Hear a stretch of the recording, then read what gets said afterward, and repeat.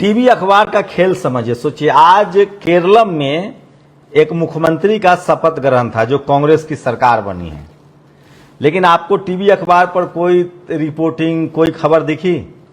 केरल सुंदर जगह है, समुंदर से घिरा है, भारत का डेवलप्ड राज्य है, लिटरेसी सबसे ज्यादा है, उसके बाद भी कोई पत्रकार नहीं गया टीवी अखबार वाला।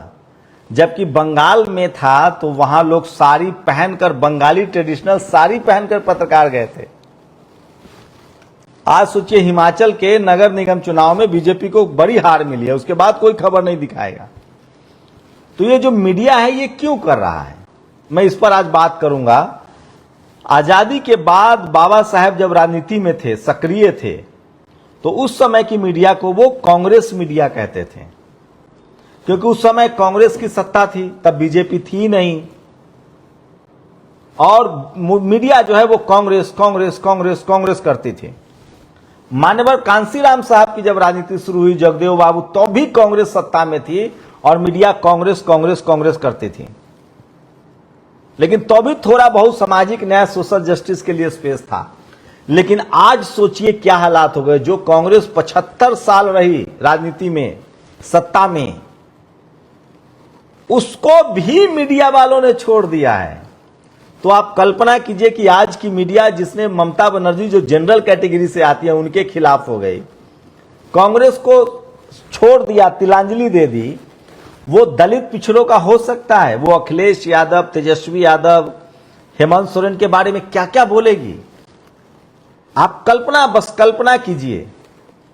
एक बात और बताऊंगा, आप सब गाहे बिगाहे, आप सारे चैनल जो हैं वो अब मोबाइल पर आ गए हैं, आप यूट्यूब पर देखते हैं। मैं आपसे बहुत जरूरी कह रहा हूं, खासकर इस देश के दलित, पिछड़ा, किसान, आदिवासी, अल्पसंख्यक, क्या आज मैं एक तस्वीर दिखाऊंगा, आप रो देंगे। सोचिए, अगर यही तस्वीर, अगर इस देश के किसी दलित, पिछड़े, अगर जनरल कैटेगरी के लोग या गरीब पिछड़ा ही कोई प्रदर्शन करता, इस तरह का प्रदर्शन करता, मैं आपको दिखा रहा हूं वो वीडियो। इतना मार्मिक वीडियो है कि आप ये देखिए। ये 69,000 शिक्षक भर्ती यूपी का मामला है, और ये तस्वीर इतना मार्मिक है कि 50 डिग्री टेम्परेचर में ये दलित पिछड़े जो हैं वो, उसमें 15,000 सीटों की चोरी हुई थी, उसको लेकर प्रदर्शन कर रहे हैं। अगर ये तस्वीर किसी अखिलेश यादव, मायावती जी, तमाम बहुजन लीडरशिप वाली पार्टियों की सरकार में होती तो ये तस्वीर प्राइम टाइम में चलती और बहस होती, पूरे देश को पता चलता। और अगर जनरल कैटेगरी के छात्र इस तरह के प्रदर्शन करते तब तो समझिए वो सरकार गिर जाती या मुख्यमंत्री का इस्तीफा हो जाता।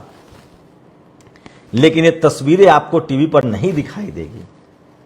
कितनी बड़ी विडंबना है। ये है मीडिया का असली चाल, चरित्र और चेहरा। मैं बार बार कह रहा हूं कि इस देश में जो मीडिया है, जो टीवी अखबार है, वो सिर्फ गोदी मीडिया नहीं है कि कोई सत्ता वाला खरीद लेगा। अगर सत्ता वाला खरीद लेता तो मायावती जी भी सत्ता में थी, अखिलेश यादव भी सत्ता में थे, लालू यादव भी सत्ता में थे। दरअसल ये टीवी अखबार की एक जाति है, अभेद किला है ये। आज के डेट में दलित, पिछड़ा, किसान, आदिवासी, अल्पसंख्यक समाज के लोग इसरो में भी हैं, नासा में भी हैं, हाई कोर्ट, सुप्रीम कोर्ट में भी इक्का दुक्का जज हैं, लेकिन मीडिया जो है वो अभेद किला बना हुआ है। और मैल्कम एक ब्लैक आदमी था, उसने कहा था कि मीडिया में वो ताकत होती है जो दोषी को निर्दोष और निर्दोष को दोषी साबित कर दे। याद है यूजीसी को लेकर एक गाइडलाइंस आई थी, 3 दिनों में मीडिया के दम पर मुट्ठी भर लोग प्रदर्शनकारी थे, और उसके बाद सुप्रीम कोर्ट ने संज्ञान लेकर उस याचिका को खारिज कर दिया। चीफ जस्टिस ने साफ कहा था कि मैं इसको देख रहा हूं और मैं इस पर चुप नहीं बैठूंगा, चीफ जस्टिस ऑफ इंडिया ने। लेकिन इन तस्वीरों पर कोई बात नहीं करेगा। तो सोचिए, मैं ये कहना चाह रहा हूं कि जो मीडिया ममता बनर्जी के खिलाफ है, कांग्रेस के खिलाफ है, नवीन पटनायक के खिलाफ, ये सब जनरल कैटेगरी की पॉलिटिकल पार्टियां हैं, जब इनके खिलाफ है, कांग्रेस के खिलाफ है, तो बहुजनों के पक्ष में हो सकता है। इस देश का एससी, एसटी, ओबीसी, किसान, अल्पसंख्यकों को यह समझना पड़ेगा। और खासकर मैं इसीलिए कह रहा हूं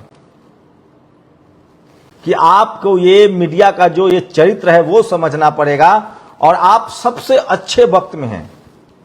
आपके पास, आप टीवी नहीं शुरू कर सकते हैं, अखबार नहीं शुरू कर सकते, क्योंकि आपके पास पैसा नहीं है, इतना फंड नहीं है। उसको चलाने के लिए आपको बिजनेसमैन चाहिए, कॉर्पोरेट से चंदा चाहिए या एडवर्टीजमेंट चाहिए।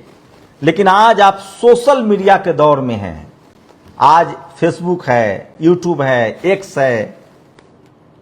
बहुजन समाज के वो तमाम पढ़े लिखे युवाओं से मैं अपील करता हूं जो सड़कों पर रेंग रहे हैं कि आप एक्स पर लिखना शुरू कीजिए, आप यूट्यूब पर वीडियो बनाना शुरू कीजिए। आपका जो भी प्रोफेशन हो, आप ब्लॉग बना सकते हैं, खाने का वीडियो बना सकते हैं, आप पंचर बनाते हैं तो उसका भी वीडियो डालिए। ये बड़ा स्पेस है, इसको भरिए और कम से कम सामाजिक हितों के मुद्दों पर लिखिए, पढ़िए। सबसे बड़ी बात, अगर आप अपना अधिकार चाहते हैं, संवैधानिक अधिकार चाहते हैं, आप इस देश के संविधान लोकतंत्र को मजबूत करना चाहते हैं, तो जो भी गैर बराबरी आपको दिखे, जो भी बेईमानी हो रही है, जो भी अत्याचार जुल्म हो रहा है, आप उसको देखिए। आज मुझे बलिया से एक फोन आया। बलिया में एक शेड्यूल कास्ट कम्युनिटी के लोगों को 75,000 रुपए लेकर एक शख्स ने पेपर बना दिया और अब उसको रास्ता नहीं दे रहा है। ऐसी रोज खबरें आती है मेरे पास, लेकिन मेरे पास संसाधन नहीं है। मैं कैसे रिपोर्टर भेजूं? अगर मेरे पास टीवी होता, अखबार होता, बड़ा संसाधन होता तो मैं वहां रिपोर्टर भेजता, वो स्टोरी करवाता। ऐसे रोज खबरें। प्रतापगढ़ में एक दलित समाज के युवक की हत्या कर दी जाती है। इस देश में जब तक बीकर सेक्शन के लोग, दुनिया भर में बदलाव आया है। पहले ब्लैक कम्युनिटी, अमेरिका यूरोप में रेसिज्म था, वहां ब्लैक कम्युनिटी के लोग पत्रकार नहीं होते थे। आज आप CNN देखिए, अल जजीरा देखिए, BBC देखिए, ABC न्यूज देखिए, फॉक्स देखिए, इन तमाम चैनल्स में ब्लैक कम्युनिटी के एंकर हैं, पत्रकार हैं।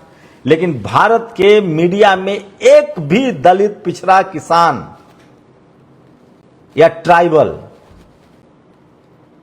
जब मैं किसान कम्युनिटी कहता हूं तो पटेल जो जनरल कैटेगरी में आते हैं, जाट, गुर्जर समाज के लोग, मराठा समाज के लोग, वो इस देश के हिंदी या अंग्रेजी वर्नाकुलर लैंग्वेज में हो सकते हैं, कुछ लोग होंगे, नहीं है पत्रकार।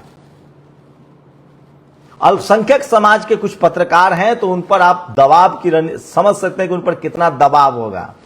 लेकिन शेड्यूल कास्ट, शेड्यूल ट्राइब और ओबीसी के पत्रकारों का अकाल है। आप जो टीवी देखते हैं, अखबार पढ़ते हैं, उसमें एक भी ओबीसी का बड़ा एंकर नहीं है, संपादक नहीं है, रिपोर्टर्स नहीं है।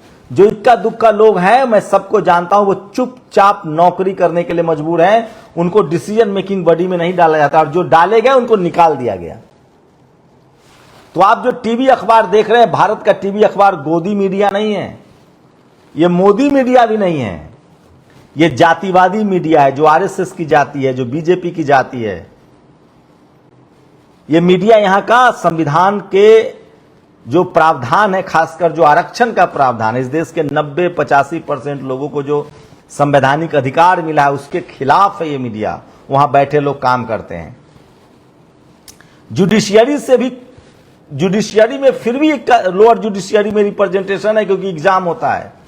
मीडिया में जो इक्का दुक्का लोग दलित पिछड़े पत्रकारिता का कोर्स भी करते हैं Indian institute of mass communication से, मीडिया की नौकरी में कोई एग्जाम नहीं होता। इक्का दुक्का लोग, हम लोग जब नौकरी करने गए तो एग्जाम लिया गया, पास हुए, नौकरी करने दिया गया।